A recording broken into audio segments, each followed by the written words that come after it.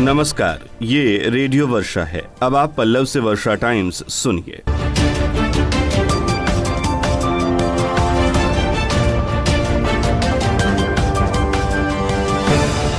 पहले सुर्खियां। Unlock phase 1 में लोग की लापरवाही को देखते हुए प्रशासन ने मास्क, सोशल डिस्टेंसिंग का पालन कराने के लिए तैनात किए दंडाधिकारी।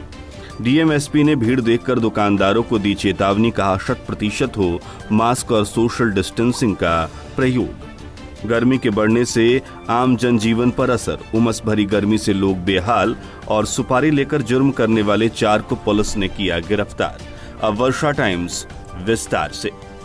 पूरे देश में लागू लॉकडाउन को दिनांक 1 जून से अनलॉक फेज 1 के तहत खोला गया तथा कंटेनमेंट जोन को छोड़कर उससे बाहर के क्षेत्रों के सभी प्रकार की गतिविधियों को चरणबद्ध तरीके से आरंभ करने के साथ साथ सरकार के विशेष सचिव गृह विभाग बिहार पटना के आदेश के अनुसार 8 जून से कार्यालय, कार्यस्थल, धार्मिक स्थल, शॉपिंग मॉल, होटल और रेस्टोरेंट आदि का भी शुभारंभ किया गया और दिशा निर्देशों और आवश्यक मानदंडों से इनका संचालन शुरू हुआ। लेकिन इसके बाद लोगों में कोरोना का भय बिल्कुल समाप्त हो गया और अनलॉक 1 फेज 1 के प्रारंभ होने के पश्चात आम नागरिकों द्वारा सोशल डिस्टेंसिंग और मास्क का प्रयोग करने में कोताही बरती जाने लगी, जिससे संक्रमण के फैलाव की संभावना बढ़ गई। इस दिक्कत को देखते हुए गोपालगंज नगर परिषद, नगर पंचायत, प्रखंडों के मुख्य बाजारों में सोशल डिस्टेंसिंग के मानकों के अनुपालन कराने एवं घरों से बाहर निकलने वाले व्यक्तियों को मास्क का उपयोग कराने के लिए एक आदेश जारी किया गया है। इस आदेश के द्वारा दंडाधिकारी, पुलिस पदाधिकारी को विभिन्न मुख्य जगहों पर प्रतिनियुक्त किया जाएगा। सुबह 9 बजे से शाम 5 बजे तक दंडाधिकारी और पुलिस पदाधिकारी व्यक्तियों से सोशल डिस्टेंसिंग और मास्क की अनिवार्यता सुनिश्चित कराने के लिए कार्य करेंगे। आदेश के अनुसार जिला मुख्यालय के बड़ी बाजार में दंडाधिकारी के रूप में शिव कुमार सिंह, प्रखंड सहकारिता पदाधिकारी और पुलिस पदाधिकारी के रूप में अरुण कुमार सिंह मौजूद होंगे। वहीं सिनेमा रोड गोपालगंज से जंगलिया मोड़ होते हुए अंबेडकर भवन गोपालगंज जाने वाली सड़क पर आनंद कौशल प्रखंड कल्याण पदाधिकारी दंडाधिकारी के रूप में और धनंजय कुमार पुलिस पदाधिकारी के रूप में प्रतिनियुक्त किए गए हैं। जादवपुर बाजार में ललन सिंह चौहान प्रखंड शिक्षा पदाधिकारी गोपालगंज और पुलिस पदाधिकारी के रूप में करुण कुमार को नियुक्त किया गया है। बंजारी मोड़ पर चंद्रभूषण सिंह प्रखंड पंचायती राज पदाधिकारी को दंडाधिकारी बनाया गया है और सुरेश प्रसाद सिंह को यहां पुलिस पदाधिकारी के रूप में प्रतिनियुक्त किया गया है। दिगवा दुबौली बैकुंठपुर में दंडाधिकारी के रूप में निहाल प्रखंड सहकारिता पदाधिकारी और पुलिस पदाधिकारी के रूप में राम पुलास मंडल, मोहम्मदपुर मोड़ सिद्धवलिया में अभिजीत प्रकाश को दंडाधिकारी, निर्मल चौबे को पुलिस पदाधिकारी, सिद्धवलिया बाजार में मिथिलेश प्रसाद को दंडाधिकारी, राजेंद्र राम को पुलिस पदाधिकारी, बरौली बाजार में सपना कुमारी को दंडाधिकारी, अरविंद कुमार सिंह को पुलिस पदाधिकारी और सलेमपुर बाजार बरौली में प्रमोद कुमार सिंह प्रखंड सहकारिता पदाधिकारी को दंडाधिकारी और सुरेश पासवान को पुलिस पदाधिकारी के रूप में प्रतिनियुक्त किया गया है। वहीं जिले के विभिन्न मुख्य बाजारों में दंडाधिकारी और पुलिस पदाधिकारी की तैनाती की गई है, जिसमें बिशुनपुर बाजार, बरौली, माझा बाजार, धर्मपरसा बाजार, विदेशी टोला बाजार, स्टेशन रोड थावे, सासा मूसा बाजार, कुचायकुट बाजार, मीरगंज शहर के मुख्य बाजार, हथुआ बाजार, शामपुर बाजार, उचका गांव, मुख्य बाजार कटिया, मुख्य बाजार भोरे, मुख्य बाजार पंचदेवरी, मुख्य बाजार विजयपुर और मुख्य बाजार फुलवरिया में भी दंडाधिकारी और पुलिस पदाधिकारी को नियुक्त किया गया है।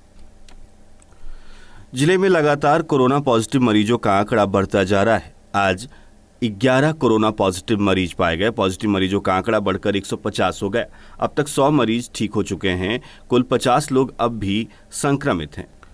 बुधवार को मिले सभी 11 पॉजिटिव मरीज भोरे प्रखंड के बताए जा रहे हैं।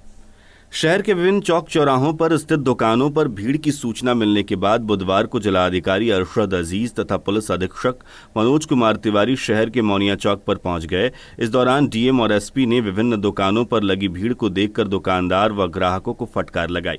इसके साथ ही डीएम और एसपी ने लाउडस्पीकर के माध्यम से अपील किया कि बिना मास्क के कोई भी व्यक्ति घर से बाहर नहीं निकले, शारीरिक दूरी का पालन करे। शारीरिक दूरी का पालन नहीं करने तथा बिना मास्क के बाहर निकलने वालों पर कार्रवाई होगी। जिन दुकानों पर शारीरिक दूरी का पालन नहीं होगा उन दुकानों को सील कर दिया जाएगा। मौनिया चौक के बाद डीएम अरशद अजीज व पुलिस अधीक्षक मनोज तिवारी जादवपुर रोड पहुंचे। वहां भी डीएम और एसपी ने अनलॉक 1 की सख्ती से पालन करने की लोगों से अपील की। डीएम अरशद अजीज ने कहा कि अगर कोई व्यक्ति गुरुवार को बिना मास्क के बाहर दिखाई देगा तो उसके खिलाफ पुलिस कार्रवाई करेगी। जिन दुकानों पर शारीरिक दूरी का पालन नहीं होगा उन दुकानों को सील कर दिया जाएगा। डीएम और एसपी के साथ सीओ विजय कुमार सिंह सहित कई पदाधिकारी मौजूद रहे। सुबह के समय नर्म पूर्वा हवा का सह पाकर गर्मी चरम पर पहुंच गई है। इस बीच हीट इंडेक्स भी बढ़ा है, जिसकी वजह से अधिकतम तापमान 40 डिग्री सेल्सियस रहने के बावजूद जीवन दुभर हो गया है। इस वायुमंडलीय वातावरण की वजह से न्यूनतम तापमान भी बढ़ गया है। नमी की वजह से पड़ रही उमस भरी गर्मी बीमारियों को न्योता दे रही है। ऐसे में चिकित्सक लोगों को गर्मी के इस मौसम में संभल कर रहने की सीख दे रहे हैं। बुधवार को जिले का न्यूनतम तापमान 28.2 डिग्री रिकॉर्ड किया गया, जो इस बार की गर्मी का सर्वाधिक न्यूनतम तापमान है।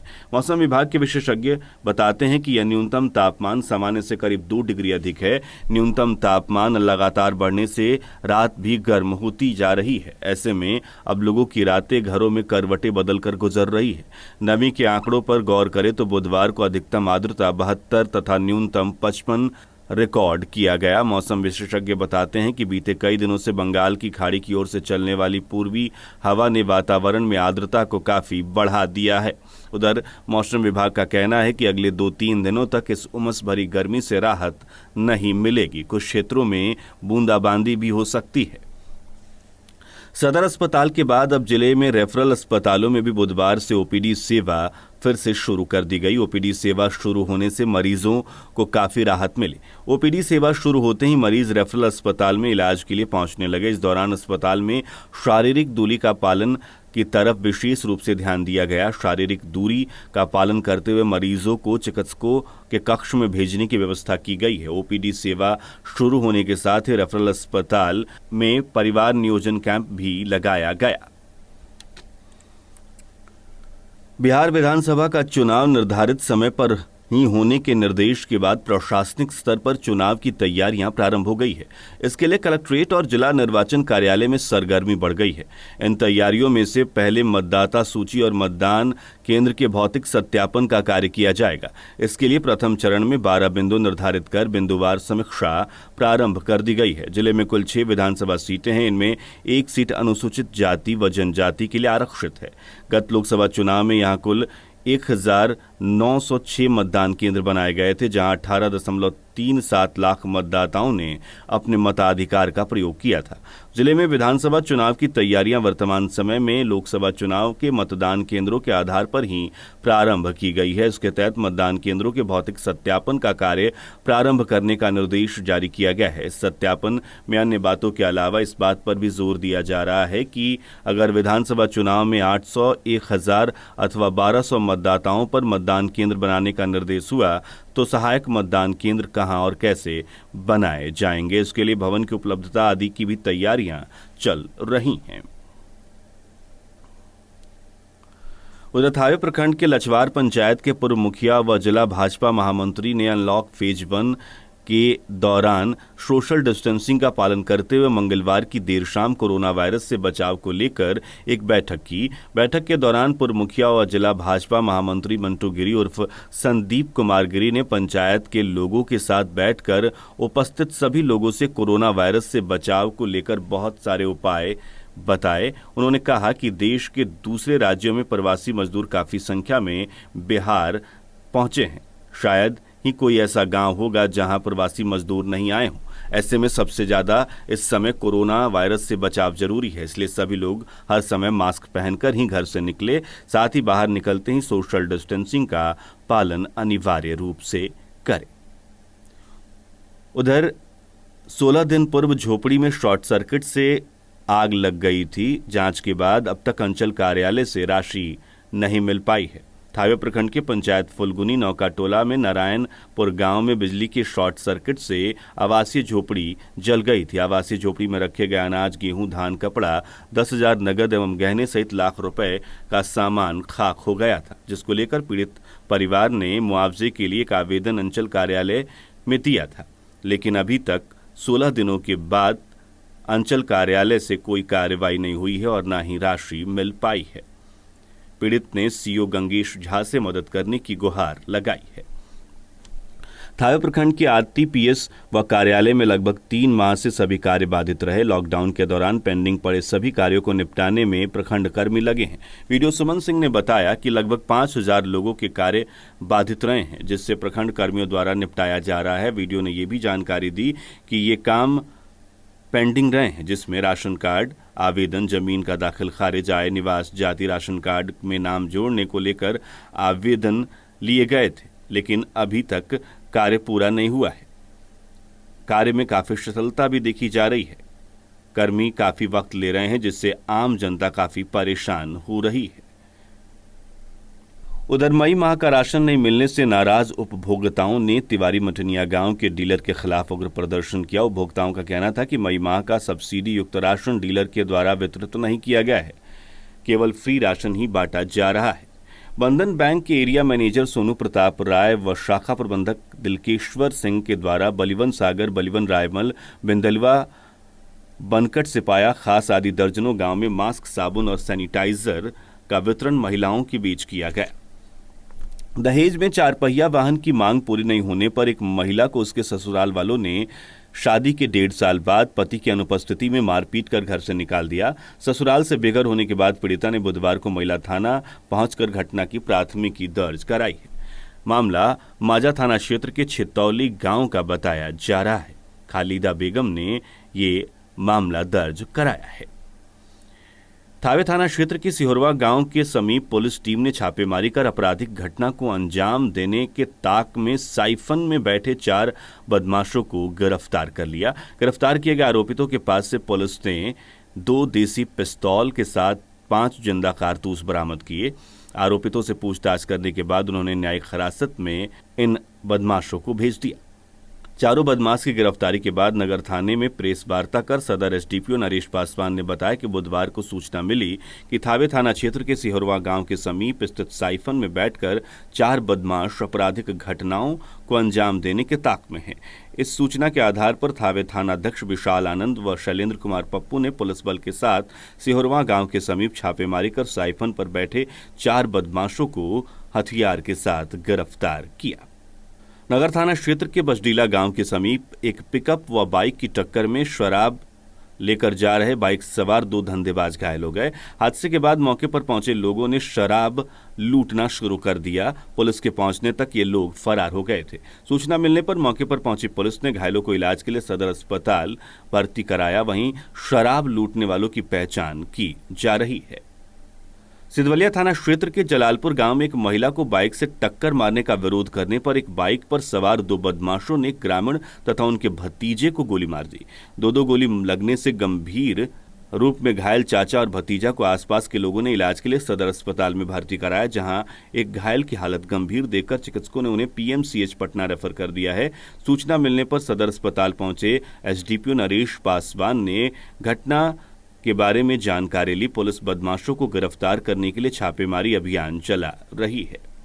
बैकुंठपुर थाना क्षेत्र के भगवानपुर पिपरा गांव में दहेज में महज 50,000 रुपए की मांग पूरी नहीं होने पर करीब 2 साल पूर्व विवाहित एक महिला की उसके ससुराल वालों ने गला दबाकर हत्या कर दी तथा शव को गायब कर दिया। इस घटना को लेकर मृत महिला की मां के बयान पर प्राथमिकी दर्ज की गई है, जिसमें 4 लोगों को नामजद आरोपी बनाया गया है। सभी आरोपी घर छोड़कर फरार हो गए हैं। पुलिस आरोपियों की धरपकड़ के लिए छापेमारी कर रही है। माजागढ़ थाना क्षेत्र के विरती टोला गांव में 2 लोगों के बीच जमीनी विवाद हुई, जिसमें मारपीट कर मुन्ना कुमार और लीलावती देवी को गंभीर रूप से घायल कर दिया गया। घायल का इलाज स्थानीय स्वास्थ्य केंद्र में चल रहा है। उधर इसी थाना क्षेत्र के लोखड़ा गांव में दो लोगों के बीच आपसी विवाद में जमकर मारपीट हुई, जिसमें बलिंदर सिंह, बेबी देवी, फुलचनी देवी, लक्ष्मण सिंह, रामेश्वर सिंह, प्रकाश कुमार सहित आधा दर्जन लोग गंभीर रूप से जख्मी हो गए। जख्मी हालत में इन्हें इलाज के लिए प्राथमिक स्वास्थ्य केंद्र में भर्ती कराया गया है। उधर इसी थाना क्षेत्र के प्रतापपुर गांव में हुए मारपीट में शत्रुघ्न चौधरी तथा इनकी पत्नी पूनम देवी गंभीर रूप से घायल हो गए, जिनको इलाज के लिए स्थानीय प्राथमिक स्वास्थ्य केंद्र में भर्ती कराया गया है। अब अंत में सुर्खियां एक बार फिर। अनलॉक फेज 1 में लोगों की लापरवाही को देखते हुए प्रशासन ने मास्क, सोशल डिस्टेंसिंग पालन कराने के लिए तैनात किए दंडाधिकारी। डीएमएसपी ने भीड़ देखकर दुकानदारों को दी चेतावनी, कहा 100% हो मास्क और सोशल डिस्टेंसिंग का प्रयोग। गर्मी के बढ़ने से आम जीवन पर असर, उमस भरी गर्मी से लोग बेहाल और सुपारी लेकर जुर्म करने वाले 4 को पुलिस ने किया गिरफ्तार। इसके साथ ही वर्षा टाइम्स का ये अंक समाप्त हुआ। नमस्कार।